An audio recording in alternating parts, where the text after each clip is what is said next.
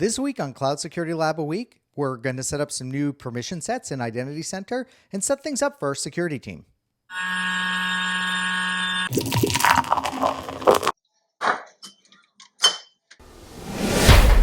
Back when we set up IAM Identity Center, we created a new user for us. And I suspect some of you just created a user called rmogul because you take my instructions way too literally. And then we gave ourselves full administrative access. Now, let's run through how Identity Center works really quickly, just as a reminder. In Identity Center, we start with users, and users can be put into groups. Identity Center is all about people, it's not about machine identities. We also create permission sets. A permission set is a collection of those user-based, those IAM policies.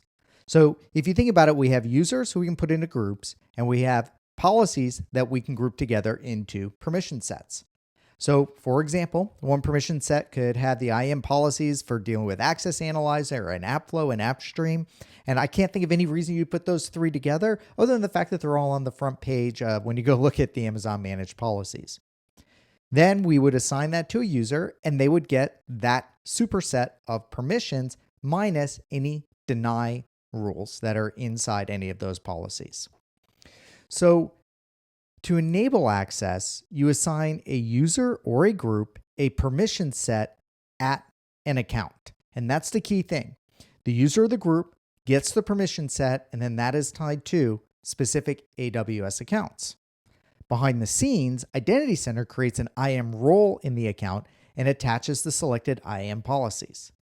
Now, for right now, I'm just talking about using the AWS managed policies, which is honestly something we're not going to be doing much longer. Pretty quickly, we're going to get into using our own policies.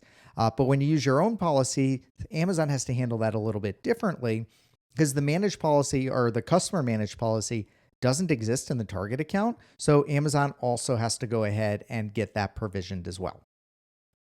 But then the way this works from the user experience is you log into Identity Center, you see a list of accounts, you click on the account, you see a list of the roles that you can use, you click on the role, and that takes you into the console for that account with those permissions.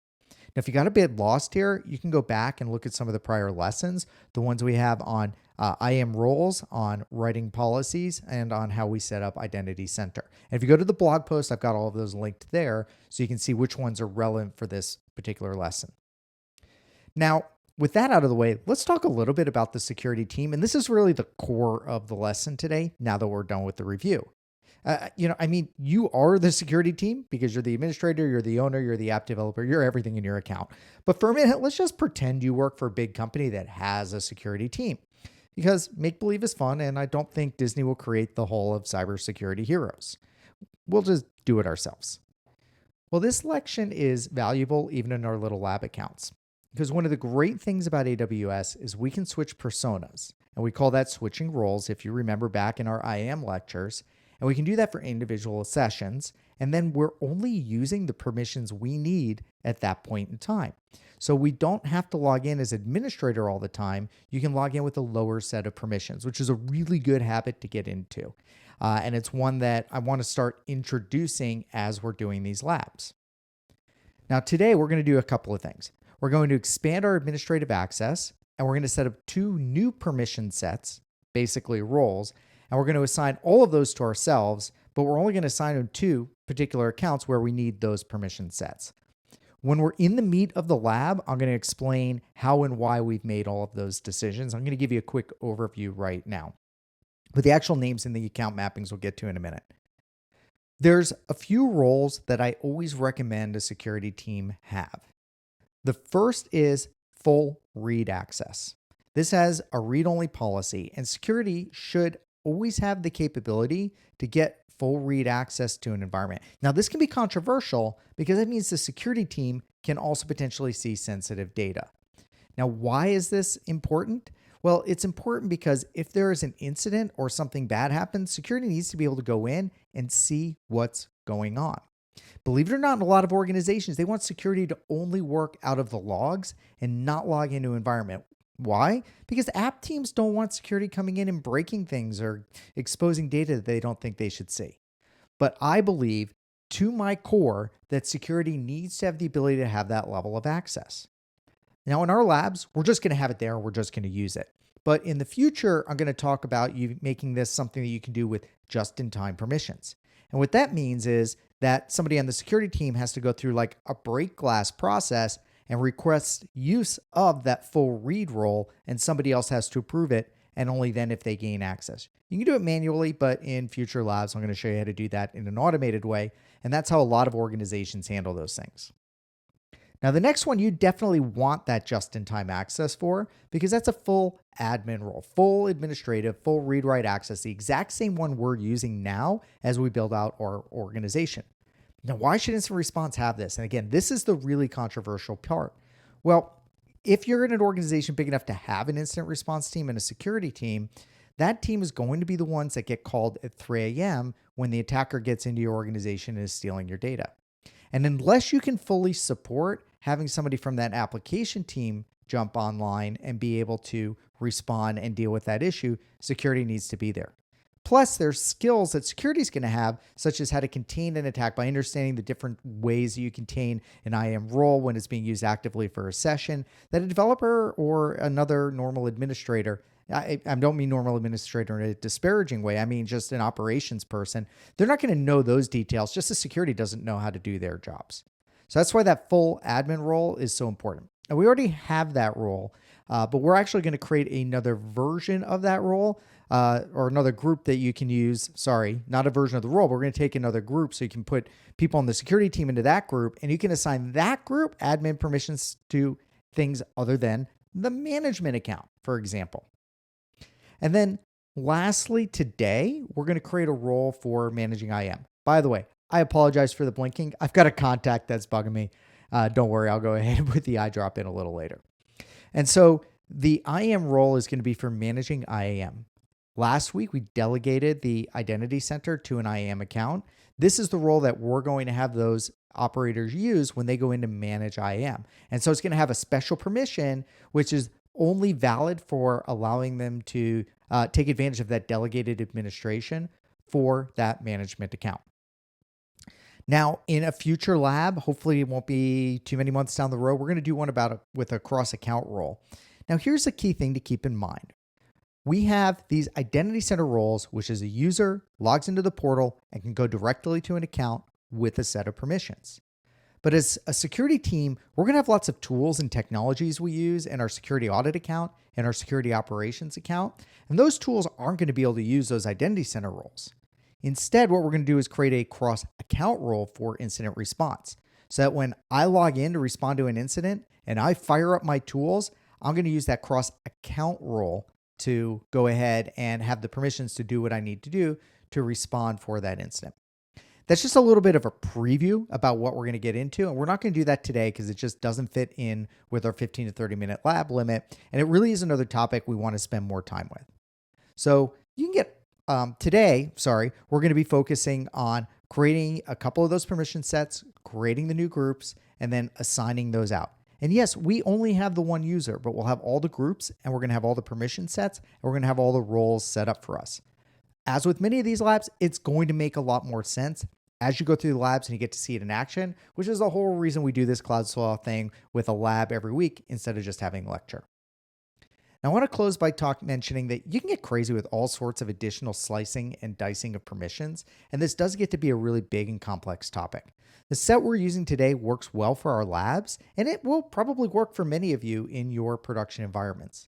But as you get more into security engineering, as you start wanting to add those just-in-time permissions, as you get into more complex teams, you will likely find that you have different sets. Maybe you have one for cloud security network administration, for example. Today, we'll just give you the skills you need to know, and then you can make those decisions and you'll understand where those teams are coming from when that time comes. We're just going to balance our simplicity for our labs with enough granularity to get the teaching points across, and we're going to take it from there. With that, let's dive in and let's actually start creating the new permission sets, the new groups, and assigning all those permissions out. There's a few steps we need to go through, and we actually want to create these out of our delegated administrator account, but you'll notice we don't have access to it yet. So the first thing we're going to do is give ourselves access to that IAM account that we configured last week with delegated administration. And then we're going to transition into that account and do the rest of the lab. So I'm going to go into my main management account. And because we're as our core user here, this is where we're going to go to set up our own permissions. And then go to IAM Identity Center, and it's probably going to be in your top 3 pick list because that's where we've been doing all of our work. Now, we already have our permission set up for administrator access. What we're going to do is we're going to assign ourselves that administrator access to that account.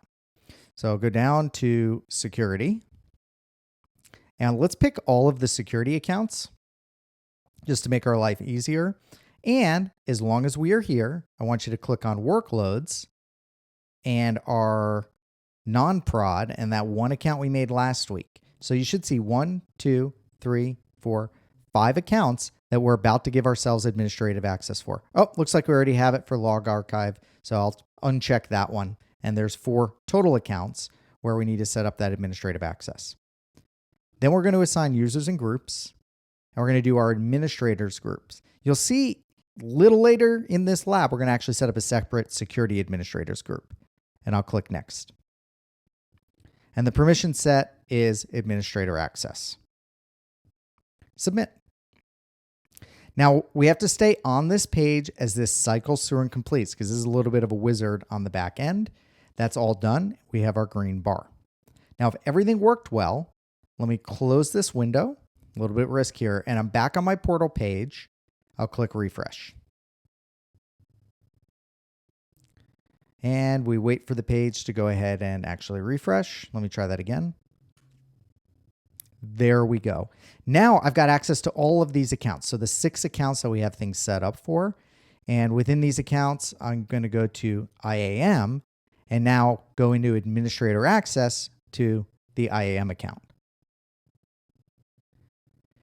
Then I want to go to Identity Center.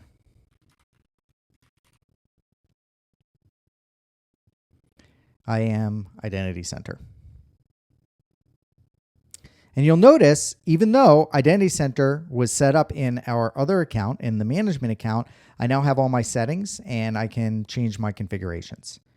The first thing that we want to do, let's go ahead and look at the permission sets here. I want you to notice that the administrator access permission set appears here. You just can't edit it from this account. So that's the key piece of how the delegate administration works, is you can see it, but you can't change it. All right. So let's go ahead and go into groups. I want to create a new group for security administrators.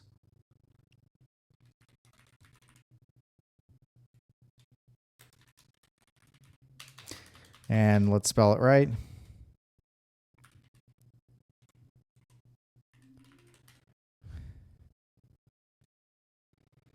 And then the description is optional. I think we don't need to bother with that. So let's create that group. And we're going to add ourselves to that group. Okay. And again, remember, we are the only user, and I did directly add the user to the group.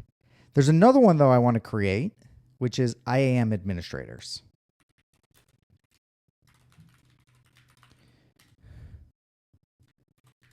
Can administer identity center. Okay. And we'll create that second group. And now we have our IAM administrators as well. Let's go ahead and users in the group. Let's add ourselves again. Normally, because we have full admin, I wouldn't bother doing this, but this is going to help us understand what's going on once I actually go back to that access portal after we configure these things. Okay. Now let's go into permission sets. And we're going to create 2 permission sets today. We already have full administrator access and we can still use that, but with the different groups, we can assign it at a different level and we'll see what that looks like. But what we don't have here is our read access. So let's create a permission set. And we're going to use the predefined permission set. And in our case, we're going to go for read-only access. Now, you might see view-only access, and you can also see security audit. All of those look at different things. These two actually are pretty much identical. And I'm going to link, if you go to the blog post, there's a link. Chris Ferris has actually done a comparison of those, and you'll be able to go ahead and see what the differences are. Read-only access is the broader access for what we need to see. We're going to select that. And the permission set details, we can just leave it as read-only access because it's really obvious what it is. I don't always do things that way, but for these, it's pretty clear. Our default session duration, you'll notice you can expand it. I'm going to keep it at 1 hour, and that's what I like to have for incident responders. That session is going to expire in 1 hour. The relay state we're not going to use, and I talked about that in the other lab. It just tells you where you're going to land. When you actually log into the account, it could drop you to a specific page. You know what? I might play with that to see if we can get it to go to Identity Center. All right, let's click Next. And that's our permission set. Very simple. We're going to hit Create.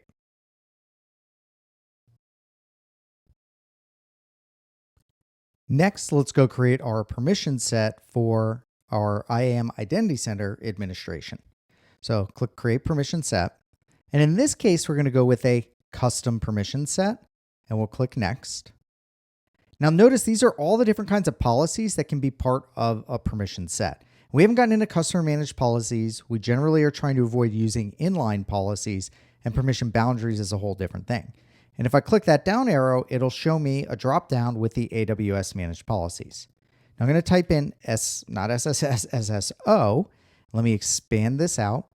SSO, single sign-on, is the old name for Identity Center. They changed the name a little while back. And in our case, we're going to choose the Member Account Administrator. Now, this is the first time I've done this because this is a lab that's a little bit trickier, and hopefully I believe that should give us all of the permissions that we need to pull this off. And let's click Next. Then we're going to name, so we're going to call it Identity Center Administration, Administer AWS IAM Identity Center from a delegated admin account. All right. And we're going to stick with our 1 hour session duration. I didn't look things up enough to do the relay state, which would allow us to, bounce into that console directly, but that's okay. Let's click Next. Maybe we'll come back and get that one. Whoops. I've got some invalid characters. So let's delete the spaces. And there we go. All right, custom permission set. We have wait a minute. It's not showing my AWS managed policy that I picked there. So let's go back in. SSO.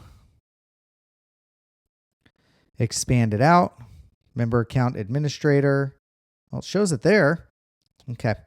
Let's hope that that's just a little bit of an issue in the console. No permission boundary and create.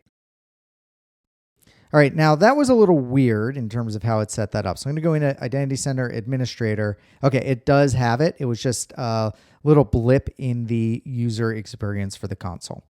Now going back to our permission sets, you'll notice our administrator access we're using, but we have yet to provision read-only or Identity Center Administration access.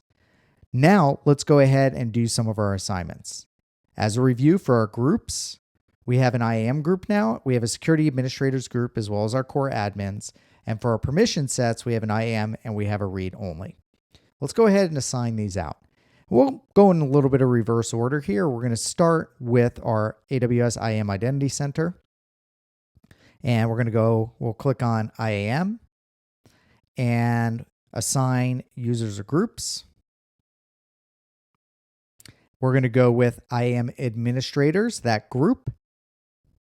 Click Next. And we're going to go with Identity Center Administration. Let's go ahead and click Next. And click Submit. And so this is now provisioning the role of the Identity Center Administrator in that IAM account. We'll play with that in a minute. Okay, that was successful. And now we're on this page again. So let's go ahead and down on our security. And we're going to add our security admin to all of the other accounts, we're just not going to add it to the IAM account. And so let's assign, oops, I have to click on those accounts. So I'm going to click on Log Archive, Security Audit, and Security Operations. So this is like the high-level security person. Assign users or groups. And we're going to go Security Administrators. Click Next. And it's going to have that administrator access. And we'll click Next.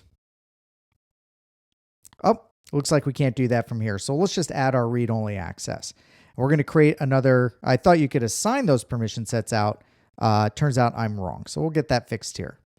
And we'll submit. And it's now provisioning that read-only access across those accounts. So the last thing we want to do here is I'm going to create a new administrator permission set. So let's go to permission sets, create permission set, predefined, administrator access, click next. We're going to call it security full admin. Click next and create. Then we're going to go back into our AWS accounts and we're going to assign our users or groups. Oops, you got to pick the accounts. We're going to pick security and we're going to go to Log Archive, Security Audit, Security Operations, assign users or groups, and we're going to do our security admins. Now, this is interesting because we can create a new user, put them in security admins, and they won't have admin to everything. They will just have admin to those accounts that we set up. And we're going to go security full admin. You notice I'm doubling up a lot of these. This is going to make sense in a moment when I show you what this looks like on the other side when we actually go into the AWS portal. So it takes a minute for all of that to provision. Now, the last thing I want to do is we're going to give ourselves read access to the workload account. So we're going to go into workloads, non-prod that test account. Remember, right now we have admin access, but the security team can't read anything in there. We only have us as the one user. That's why it's a little bit looks a little bit wonky. And so for that test account 1, we're going to provide the security administrators group, but in this case, only read-only access. Click next and click submit. And we'll give that a moment to propagate. Okay, everything is propagated all around, and let's see what that looks like when we go into the access portal. So this is what we started with, and if you look like Cloud S.L.A.W administrative access, every one of these accounts, we only initially had admin access, but now all of a sudden I've got some of these new roles, and I'm going to refresh the page just to make sure it's all looking good. And now if I click on IAM, I can go in as the Identity Center Administrator or as Administrator Access. And remember, I'm in that account right now as full admin. And in a moment, I'll show you what that looks like. And I can even go down to that test account and choose only read-only access. So now we have a bunch of different roles, a bunch of different personas that we can use for a session. Let's see what that looks like. So I'm in here. If I click on the upper right corner, you can see I have full admin access to this IAM account. And of course, because I'm the owner of everything. Let me go ahead and log out of this account. By doing that, log out, and I'll close the window. And then from the access portal, this time we're going to go into IAM with Identity Center Administration. And you'll see quickly, I'll be able to click around and show you some errors right there. Access denied. I can't see any of this stuff because I only have permissions to manage IAM Identity Center. But once I come in here, I can see my users, I can see my groups, I can see my roles. This is awesome stuff. I have set up multiple personas, so I can dive into any of these accounts and only use the privileges I need for that given session. So even though I assign myself tons of permissions and I can log in as admin at any given point in time, for any given session, I can reduce the permissions that I need. And I think it's really obvious as you expand out, and if you have more people and you have more teams, this becomes really, really important. So that's why I love this lab. A little bit of clicking around. You saw I got a little fumbled once or twice as I was going through it myself, but it's a great way to go ahead and get us closer to that least privilege with very little friction. Because if I need full admin, I can still get full admin. Obviously, I'm supposed to have it. And if I don't need it, then I can go in with less privileges and reduce my exposures. Okay. I think we're going to take a break from Identity Center for a couple of labs, and we've got a couple more interesting things. We're going to dive into some of the more security stuff as we move forward. But that's it, and have a great week.